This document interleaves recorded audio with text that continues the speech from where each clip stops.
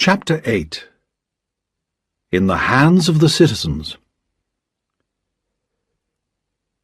Tellson's Bank in Paris was in a large building south of the river, close to the heart of the city. Mr. Lorry had arrived in Paris some days before Charles Darnay, and was now living in some rooms above the bank.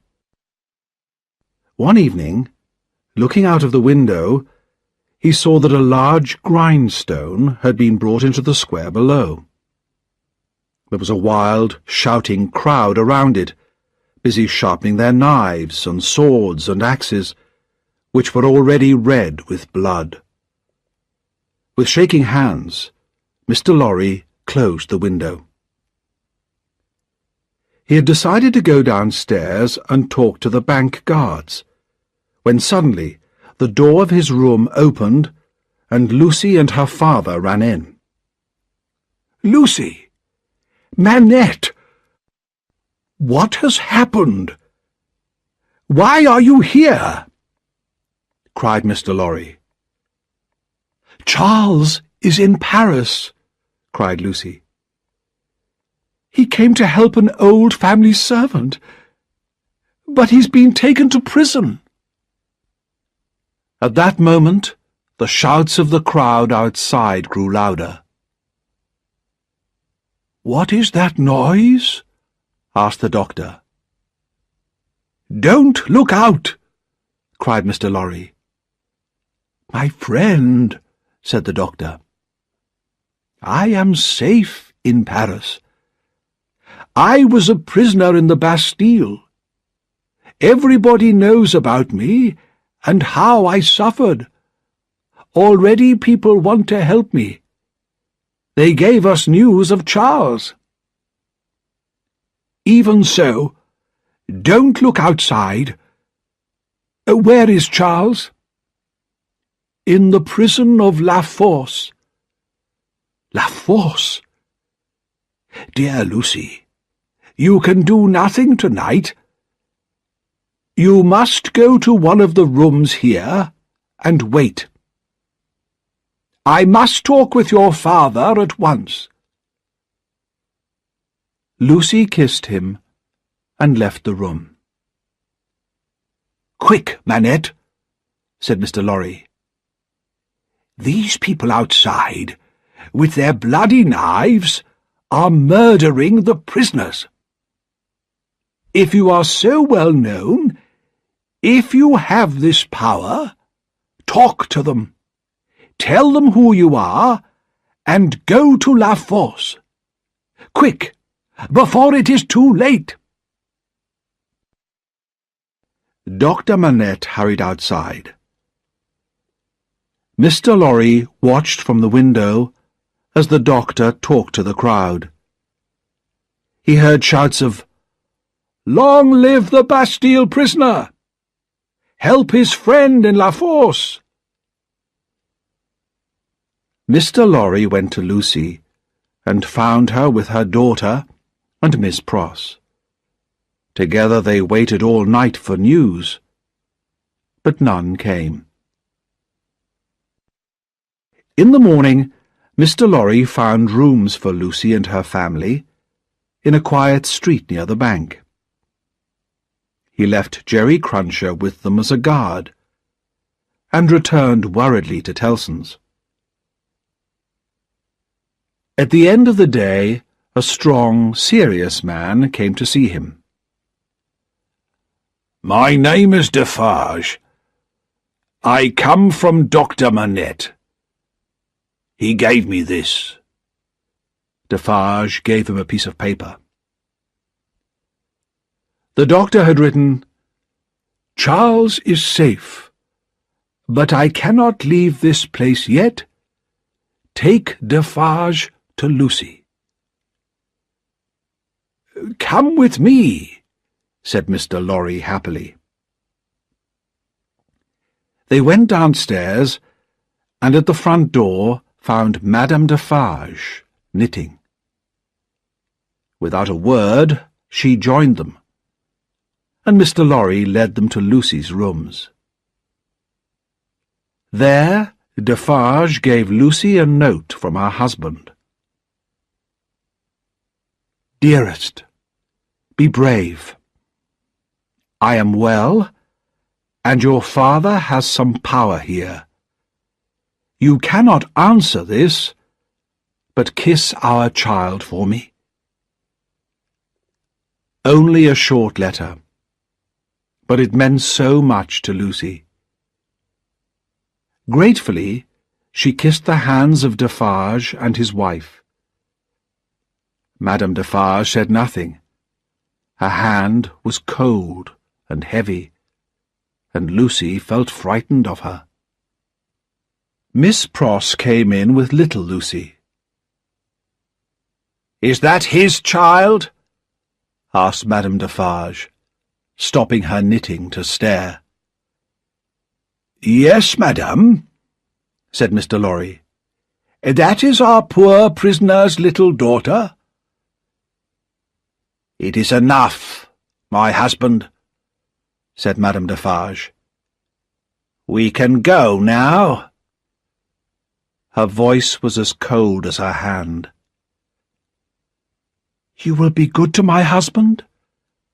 asked Lucy, afraid. "I beg you, as a wife and mother?" "We have known many wives and mothers," said Madame Defarge, "and we have seen many husbands and fathers put in prison for many years. What is one more among so many?" As the Defarges left, Lucy turned to Mr. Lorry. "I am more afraid of her than of any other person in Paris," she whispered. Mr. Lorry held her hands. He did not say anything, but he was also very worried. The doctor did not come back from La Force for several days. During that time, 1,100 prisoners were killed by the people.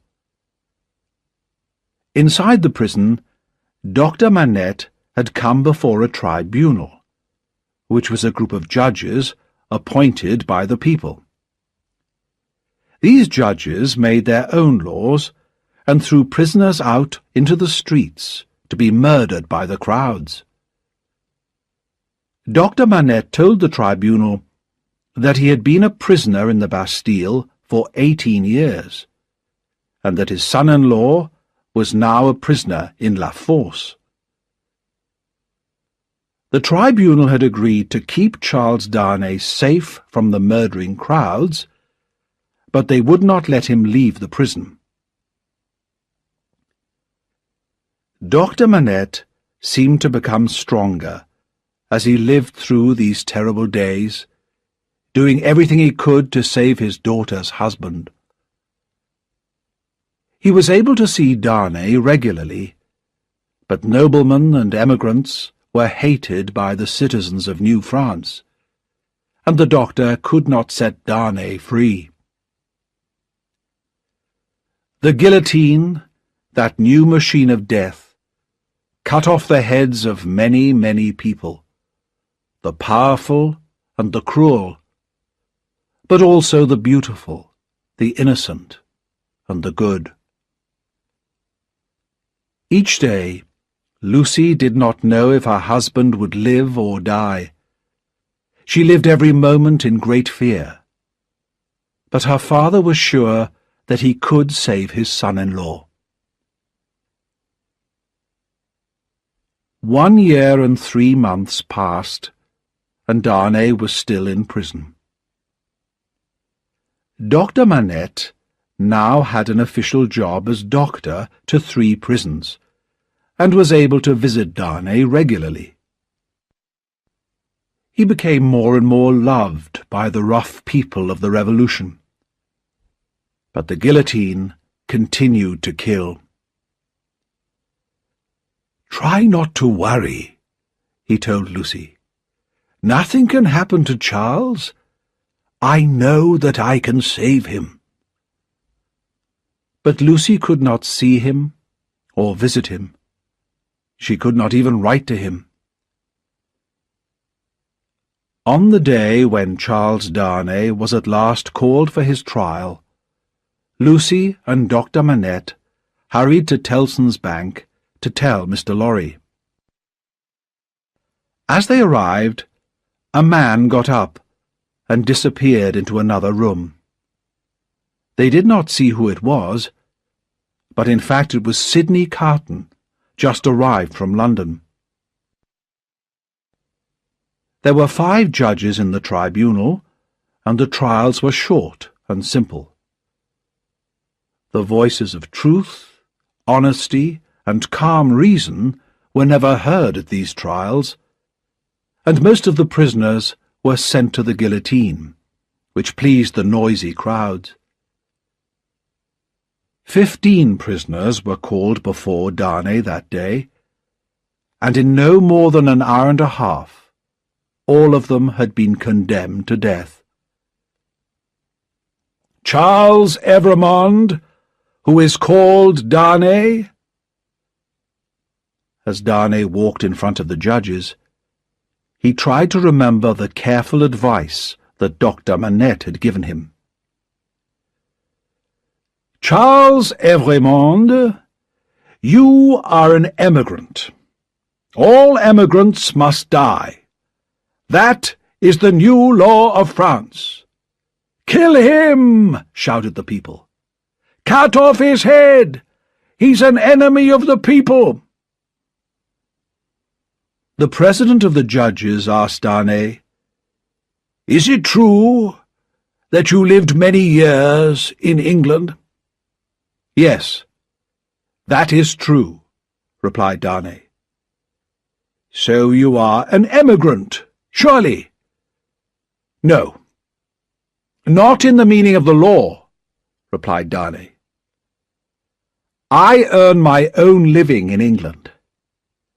I have never wanted or used the name of Marquis, and I did not want to live by the work of the poor people of France. So I went to live and work in England, long before the Revolution." "And did you marry in England?" "Yes.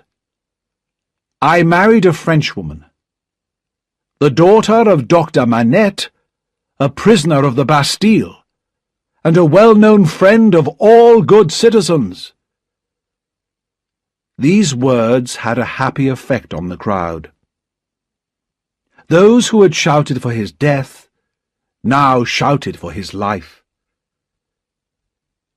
Then Monsieur Gabelle and Dr. Manette spoke for Charles Darnay. The doctor spoke well and clearly, and was very popular with the crowd. When he had finished, the judges decided that the prisoner should be set free, and the crowd shouted their agreement loudly.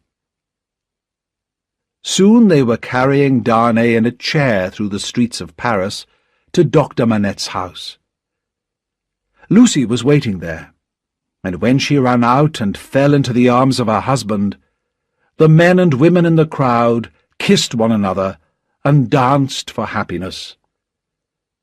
Darnay and Lucy were together again, safe and happy. "I told you that I would save him," said Lucy's father proudly. "Well, I have saved him. And you must not worry now." But Lucy was still worried. So many innocent men and women had died for no reason, and every day brought more deaths. A shadow of fear and hate lay over France, and no one knew what dangers the next day would bring. It was not possible to leave Paris at once, as Charles did not have the necessary papers. They must live quietly, and hope to leave as soon as they could. But that night, when Dr. Manette, Charles, and Lucy were sitting together, They heard a loud knock at the door. "What can this be?" said Lucy, trembling. "Hide Charles! Save him!" "My child," said the doctor, "I have saved him. He is a free man." But when he opened the door, 4 rough men pushed their way into the room. "The citizen Evrémonde, where is he? He is again the prisoner of the people." "I am here," said Darnay. "But why am I again a prisoner?" "You are accused by citizens of Saint-Antoine." Dr. Manette had said nothing. He seemed to be made of stone. But suddenly he spoke. "Will you tell me who has accused my son-in-law?" "I shouldn't tell you this," said one of the men. "But Citizen Evrémonde, called Darnay, is accused by Monsieur and Madame Defarge, and by one other person." "What other?" "You will hear that tomorrow," replied the man. Chapter 9. The Spy. While this was happening, Miss Pross was out shopping for the family. Jerry Cruncher was with her, and they had just gone into a wine shop when Miss Pross suddenly stopped, looked at one of the customers, and cried out in a loud voice, "Oh, Solomon! Dear Solomon! I've found you at last, dear brother! But whatever are you doing here in Paris?" "Don't call me Solomon. You'll get me killed. Pay for your wine, and come outside," said the man, in a low, frightened voice. They went outside. "You mustn't recognize me here," said the man. "It's not safe. Go your way, and let me go mine." Miss Pross began to cry at these unbrotherly words, and Jerry Cruncher stepped forward to stare in the man's face. "Wait a minute," said Jerry. "Is your name John Solomon, or Solomon John?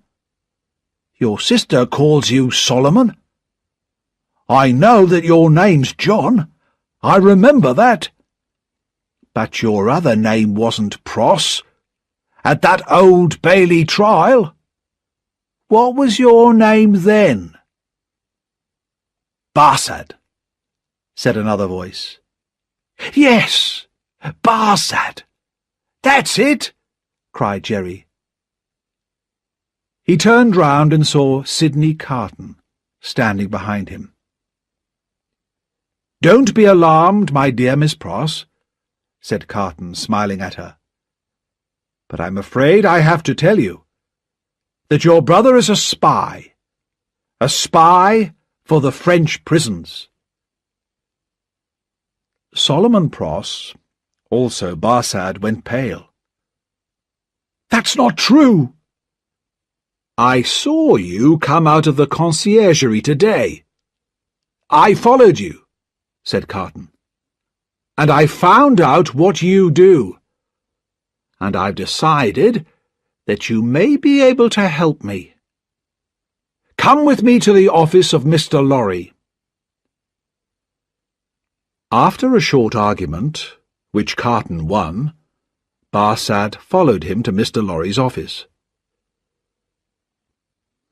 "I bring bad news," Carton said to Mr. Lorry. "Darnay has been arrested again." "But I was with him only 2 hours ago," cried Mr. Lorry. "He was safe and free." "Even so, he has been arrested and taken to the conciergerie. and I'm not sure that Dr. Manette's good name can save him this time. So we must have Mr. Barsad's help." "I will not help you," said Solomon Pross, called John Barsad. "Oh, I think you will," said Sidney Carton, "when you hear what I could say about you. Let's think. Mr. Barsad is a spy and a prison guard. But he used to be a spy in England. Is he still paid by the English?" "No one will listen to you," said Barsad. "But I can say more, Mr. Barsad," replied Carton. Barsad had more problems than Carton knew. He could not return to England because he was wanted by the police there. And in France, before he became a prison guard for the Citizens' Revolution, he had been a spy for the King's officers. He knew that Madame Defarge, that terrible woman, had knitted his name into her list of enemies of the people. Most of those on her list had already been killed by the guillotine, and Barsad did not want to be next. "You seem worried, Mr. Barsad," said Carton calmly. The spy turned to Mr. Lorry. "Miss Pross is my sister, sir. Would you send her brother to his death, sir?" "The best thing for your sister, Mr. Barsad," said Carton smoothly, "is not to have a brother like you. I think I will inform the tribunal that I suspect you of spying for England. You will be condemned at once, I am sure." "All right," Barsad said slowly. "I'll help you. But don't ask me to do anything that will put my life in danger, because I won't do it." "You're a guard at the Conciergerie prison, where Darnay is, aren't you?" said Carton. "Come, let us talk privately in the next room." When Mr. Carton returned alone, Mr. Lorry asked what he had done. "Not much," replied Carton. "But if it goes badly for Darnay tomorrow, I can visit him once. It's all I could do." "But that will not save him," cried Mr. Lorry sadly. "I never said it would." Mr. Lorry was an old man now, with a life of hard work behind him. Tears filled his eyes as he realized he could do nothing to help Lucy and her father now. Sidney Carton felt very sorry for Mr. Lorry. "You're a good friend of Dr. Manette and his daughter. But don't tell them about me or this meeting. It can't help Lucy." He paused. "Will you go back to London soon?" "Yes. My work for Tellson's Bank here is finished. I have the necessary papers to leave Paris. I was ready to go tomorrow." "Then don't change your plans," said Carton, very seriously. Later that night, Sidney Carton visited a shop in a quiet corner of Paris. He wrote on a piece of paper the names of several powders and gave it to the shopkeeper. "For you, citizen?" asked the shopkeeper. "Yes, for me." "You must be careful, citizen. Keep these things separate. You know what happens if you put them together." "Perfectly," replied Carton. He spent the rest of that night walking the streets of Paris. He watched the moon rise in the sky. He listened to the sounds of the river Seine, flowing through the heart of the city, and he thought calmly about the past and the future. He thought about all the deaths that the city had already seen, and he thought about Lucy's gentle, loving face and her sad, sad eyes. Chapter 10. The Secret Paper. When Charles Darnay was led before the tribunal the next morning, Dr. Manette, Lucy, and Mr. Lorry were all there. The love in Lucy's eyes, as she looked at her husband, warmed Darnay's heart. It had the same effect on Sidney Carton, though no one saw him standing at the back of the room. It was the same tribunal who had let Darnay go free on the day before. But revolution laws were not as powerful as the anger of the people. The president of the tribunal asked, "Who has accused Charles Evrémonde again?" "Three voices," he was told. "He is accused by Ernest Defarge, by Teresa Defarge, his wife, and by Alexandre Manette, doctor." There was a great noise in the room when Dr. Manette's name was heard.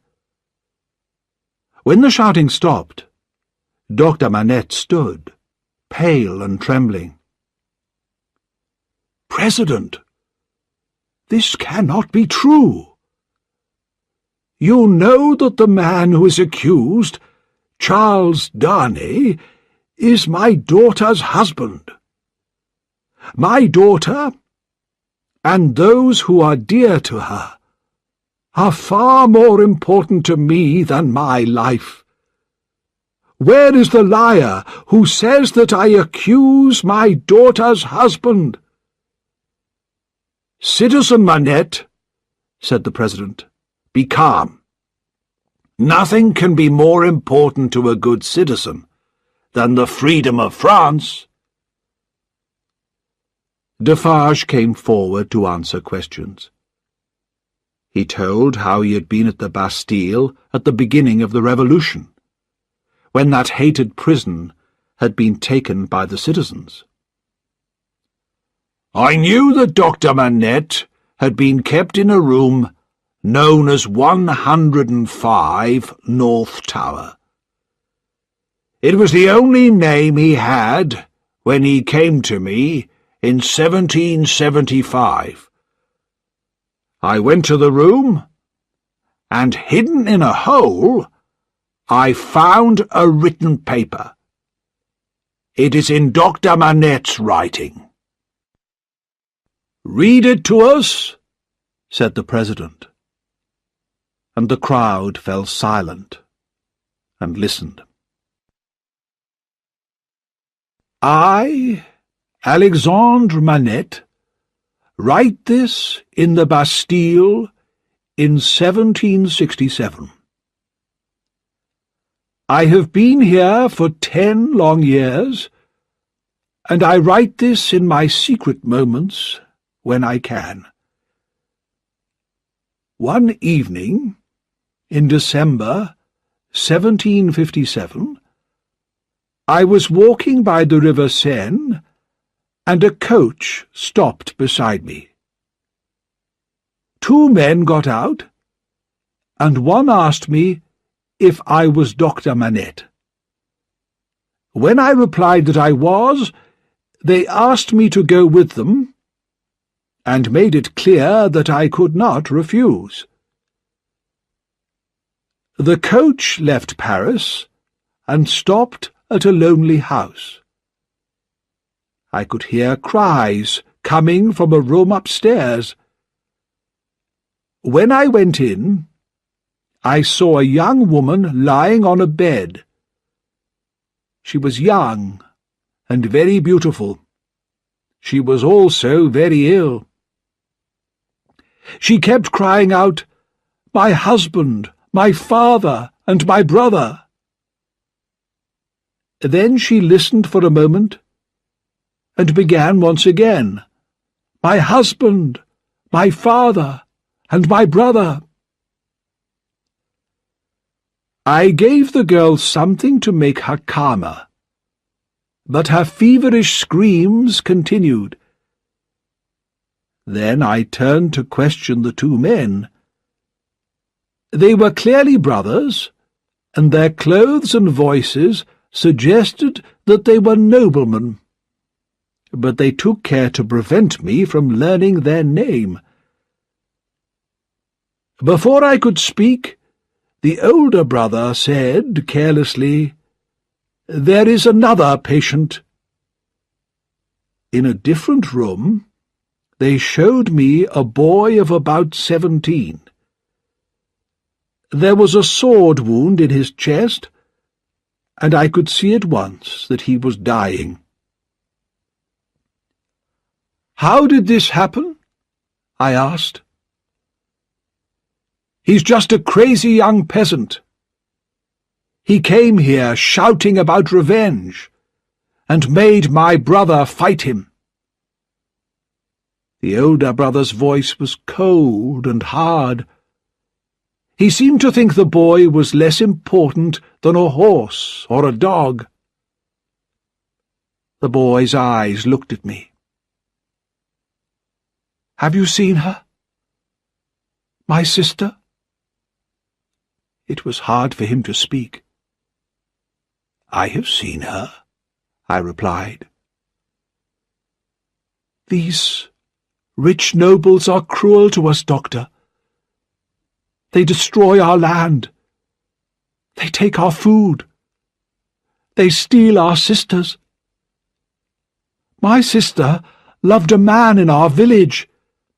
He was sick, but she married him to take care of him. But my sister is beautiful, and that nobleman's brother saw her and wanted her. They made her husband work night and day without stopping, until he dropped dead where he stood. Then they took my sister away. When my father heard what had happened, the news was too much for his poor heart, and he died suddenly. I took my younger sister to a place where she is safe, and came here to find this man. He threw some money at me, tried to buy me like a dog, but I made him pull his sword and fight me to save his life." The boy's life was going fast, but he cried, "Lift me, Doctor." He turned his face towards the older brother. "Marquis," he said loudly, "I call for you and your brother and all your family, now and in the future, to pay for what you have done." Then he fell back, dead. The young woman's fever continued, but I could not save her. She lived for several more days, and once the Marquis said to me, "How long these peasants take to die." When she was dead, the brothers warned me to keep silent. They offered me money, but I refused it, and was taken back to my home. The next day I decided to write to the king's officials. I knew that nobles who did unlawful things were usually not punished, and I expected that nothing would happen. But I did not realize the danger for myself. Just as I had finished writing my letter, a lady came to see me. She said she was the wife of the Marquis of Evrémonde, and she had discovered what her husband and his brother had done. She wanted to help the younger sister of the girl who had died, and asked me where she could find her. Sadly, I did not know, and so could not tell her. But that was how I learnt the brother's name. The wife of the Marquis was a good, kind woman, deeply unhappy in her marriage. She had brought her son with her, a boy about 3 years old. "If I cannot find this poor girl," she said, "I shall tell my son to continue the search after my death. You will remember that, little Charles, won't you?" The child answered, "Yes." Later that day, I sent my letter to the king's officials, and that night there was a knock at my door. My servant, a boy called Ernest Defarge, brought in a stranger who asked me to come at once to visit a sick man in the next street. As soon as I was outside the house, several men took hold of me violently. The Evrémonde brothers came out of the darkness, and the Marquis took my letter out of his pocket, showed it to me, and burned it. Not a word was spoken. Then I was brought here to this prison, my living grave. I have been here for 10 long years. I do not know if my dear wife is alive or dead. These brothers have sent me no news of my family. There is no goodness in their cruel hearts. I, Alexandre Manette, in my pain and sadness, I condemn them in the face of God. When Defarge had finished reading, a terrible sound rose from the crowd, a long, wild cry of anger and revenge. Death for the hated Marquis of Evrémonde, enemy of the people. The trial was over, and in less than 24 hours, Charles Darnay would go to the guillotine. Chapter 11. Madame Defarge's Revenge. Lucy held out her arms to her husband. "Let me kiss him. One last time." Most of the citizens had gone out into the streets to shout how they hated the prisoners, but Barsad was still there. "Let her kiss her husband," he said. "It's just for a minute."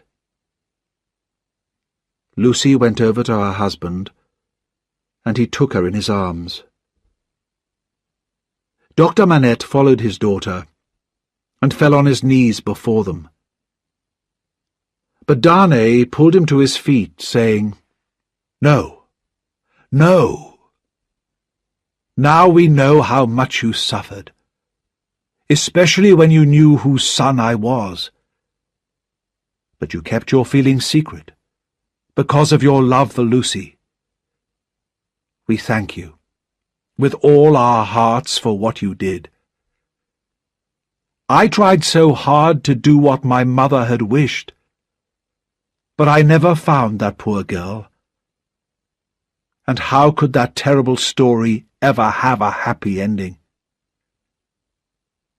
He turned to his wife.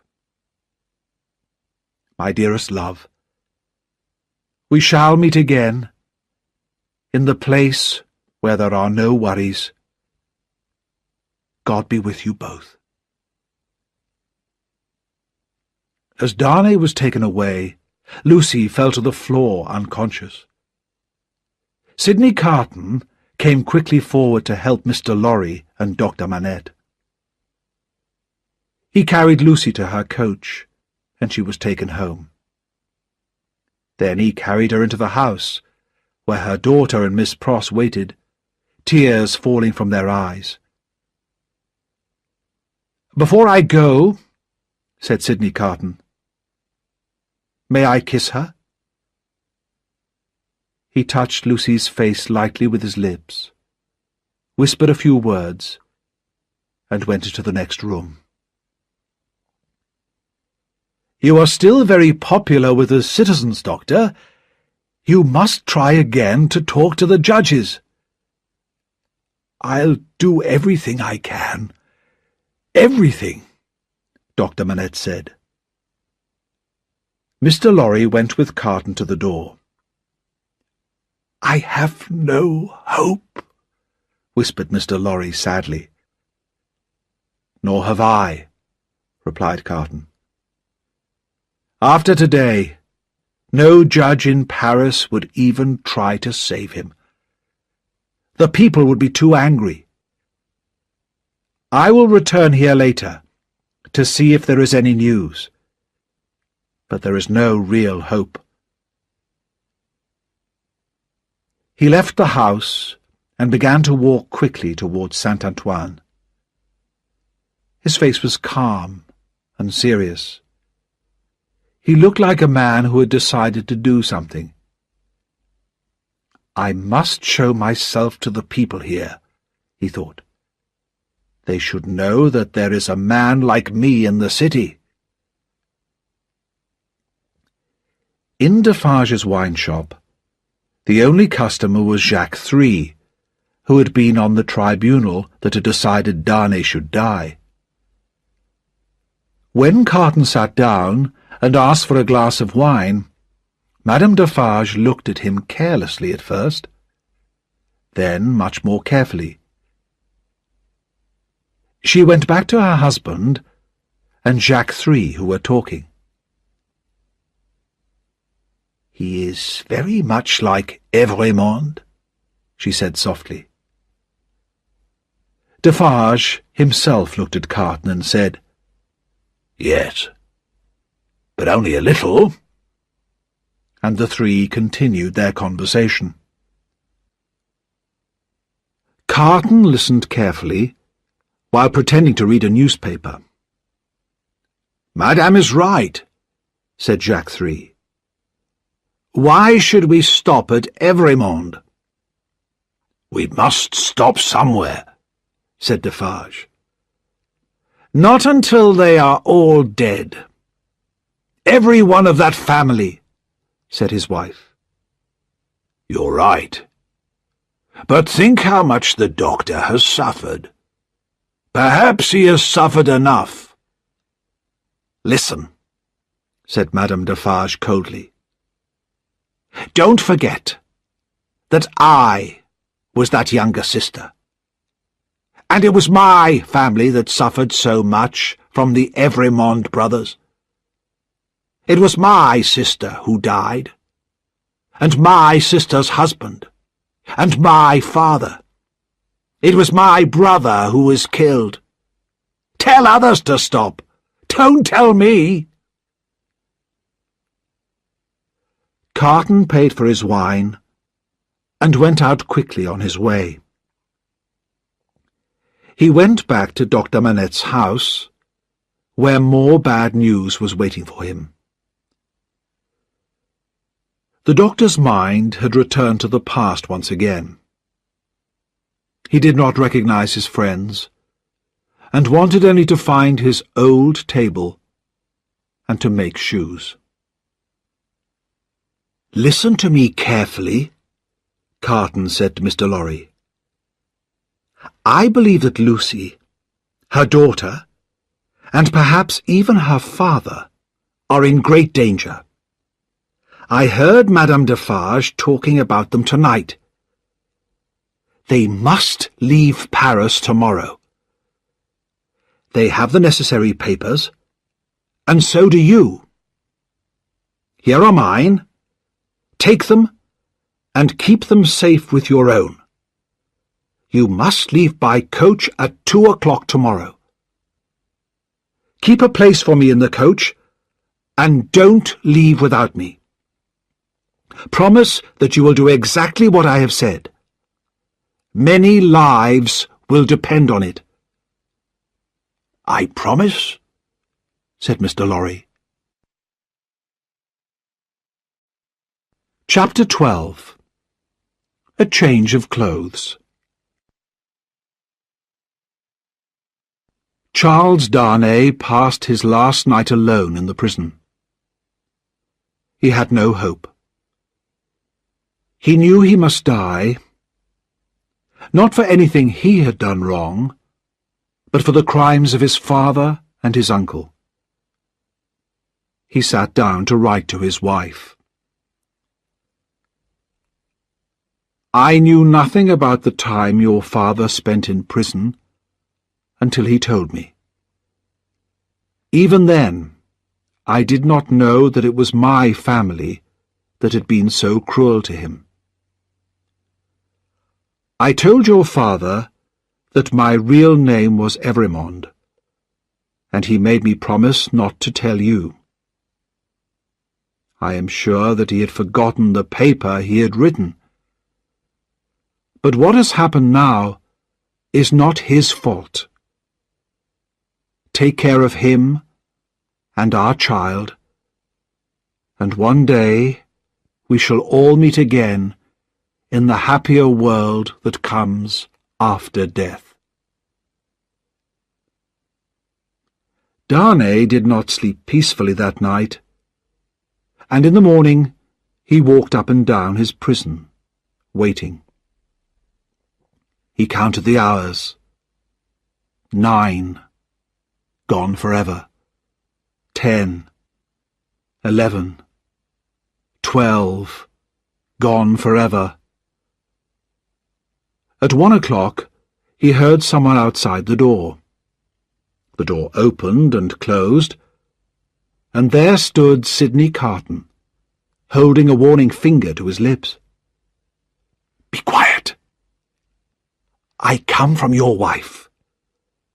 She begs you to do exactly what I say, and to ask no questions.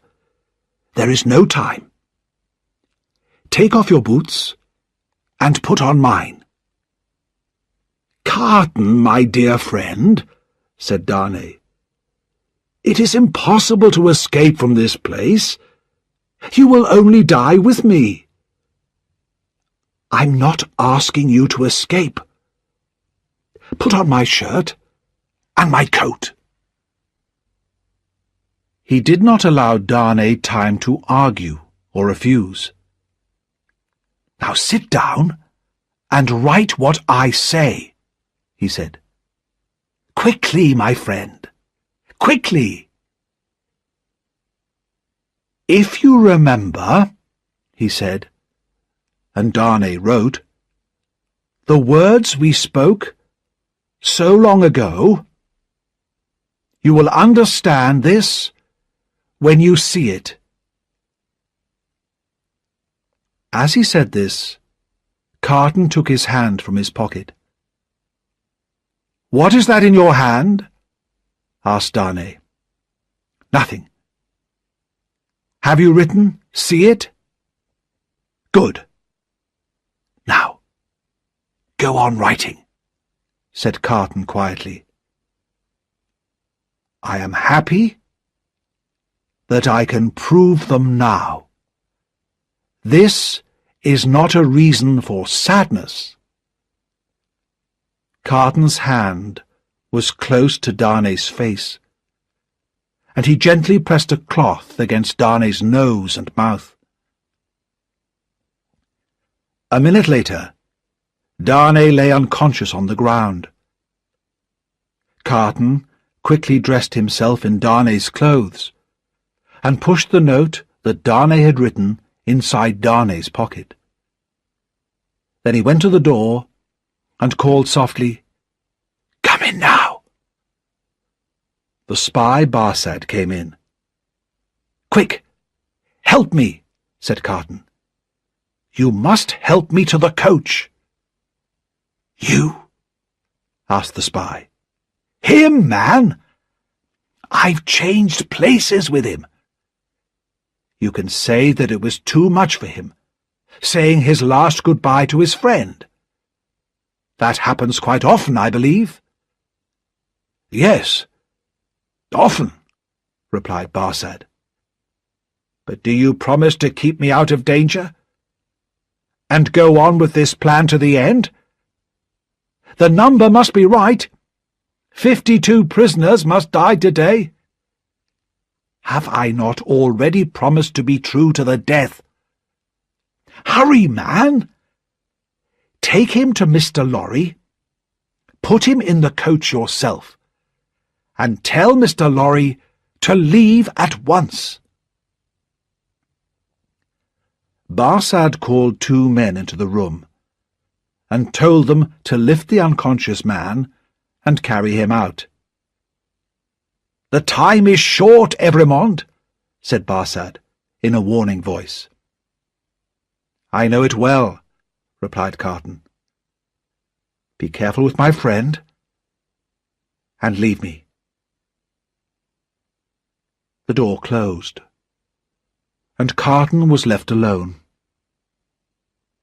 He listened carefully, but there were only normal prison sounds. No shouts, no alarm bells. He waited calmly. Soon he heard the sound of doors opening.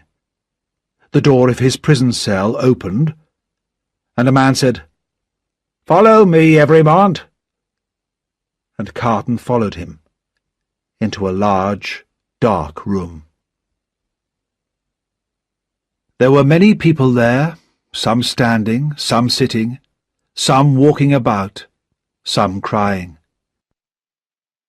Most of them stood silent, looking at the ground. A young woman came up to him. She was thin and pale. "Citizen Evremond," she said, "I was with you in La Force." "True," he said softly. "But I forget what you were accused of." "I am innocent. What could a poor little thing like me do?" "I am not afraid to die, Citizen Evremond, but I have done nothing." Her sad smile as she said this touched Carton's heart. "They say that the revolution will do so much good for the poor people," said the girl. "How can my death help the poor? If it is true, I am willing to die, but I do not know how that can be." "I heard that you were set free, Citizen Evremond," she went on. "I hoped it was true." "It was, but I was taken again and condemned." "When we go from here, Citizen Evremond, will you let me hold your hand? I am not afraid, but I am little and weak, and it will help to make me brave." The young girl looked into his face, and he saw a sudden doubt come into her eyes, followed by surprise. He touched his lips with his finger. "Are you dying for him?" she whispered. "And his wife and child." "Yes." "Oh, will you let me hold your brave hand, stranger?" "Yes, my poor sister, to the last."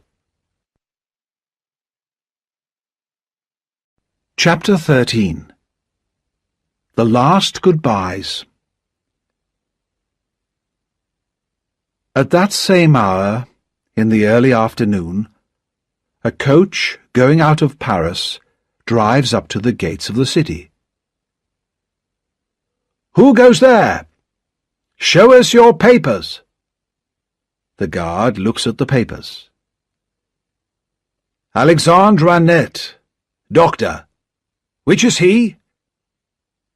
This is Dr. Manette, this helpless old man, whispering crazily to himself. The last few days of the revolution have been too much for him, said the guard with a cruel laugh. Lucy, his daughter, the wife of Evremond, which is she? This is she, with her child, little Lucy, beside her. Ah, your husband has another meeting today. Sidney Carton, lawyer, English. Which is he? He is here in the corner. He is not well. And Jarvis Lorry, banker, English. Which is he? I am he, and the last, says Jarvis Lorry. Here are your papers, Jarvis Lorry. You may go. There are wildly beating hearts in the coach, and trembling hands. There is the heavy breathing of the unconscious traveller. But onwards the coach goes. The horses are fast, and there are no shouts behind them on the road. Also that afternoon, Madame Defarge was talking with her friends. My husband is a good citizen, but he is not strong enough. He feels sorry for the doctor. I say that all the Evremond people must go to the guillotine. The wife and the child must follow the husband. They're both fine heads for the guillotine, says Jacques Three. Their heads will be a pretty sight when they are shown to the people. Yes, they too must die. But I'm afraid that my husband may warn them and let them escape, Madame Defarge went on. And I must do something myself. After the death of Evremond, at 3 this afternoon, we'll go to the tribunal and accuse them. The others agreed willingly. No one must escape. More heads must fall. Lucy Manette will be at home now, waiting for the moment of her husband's death, said Madame Defarge. I will go to her. She will say things against the revolution and condemn herself. Here, take my knitting and keep my usual seat near the guillotine. Don't be late, said her friend. To see the death of Evremond, I shall not be late, replied the cruel voice of Madame Defarge. There were many women in Paris at that time who hated the nobles and wanted to see them die. But of all these women, Madame Defarge was the one most feared. All her life she'd been filled with hate. It was nothing to her that an innocent man was going to die because of his father's and his uncle's crimes. She wanted more. Hidden in her clothes were a gun and a sharp knife, and with her usual confident step, she began to walk to Dr. Manette's house. The house was not yet empty. Miss Pross and Jerry Cruncher were there, preparing to follow Mr. Lorry's coach. Mr. Lorry had decided that 2 coaches were better than 1. With fewer passengers, each coach would travel faster. But Miss Pross was still worried. A second coach leaving from the house might suggest an escape. "Mr. Cruncher," she said, "you must go and stop our coach coming here. Drive to the church instead, and I'll meet you there at 3 o'clock. Jerry hurried away. It was 2:20, and at once Miss Pross began to get herself ready to leave. She was washing her face when she suddenly looked up and saw a figure standing in the room. Madame Defarge looked at her coldly. "The wife of Evremond. Where is she?" Miss Pross quickly stood in front of the door to Lucy's room. "You're a cruel, dangerous woman, but you won't frighten me," she said, breathing hard. Each woman spoke in her own language, and neither understood the other's words. But Madame Defarge knew that Miss Pross was a true friend of the doctor's family, and Miss Pross knew that Madame Defarge was the family's enemy. "I wish to see the wife of Evremond. Go and tell her." "Do you hear me?" said Madame Defarge. She stared angrily at Miss Pross, but Miss Pross stared back just as angrily. "I am desperate," said Miss Pross.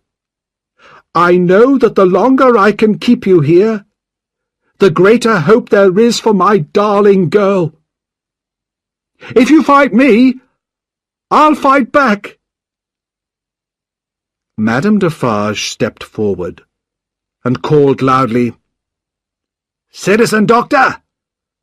Wife of Evremond! Answer me!" There was no answer, and Madame Defarge quickly opened 3 of the doors and saw that the rooms were empty. One door was still closed.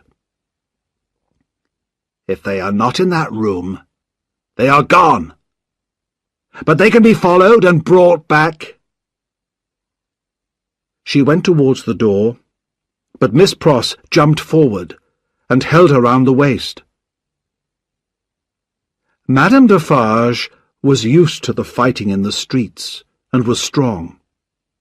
But love is stronger than hate, and Miss Pross did not let go.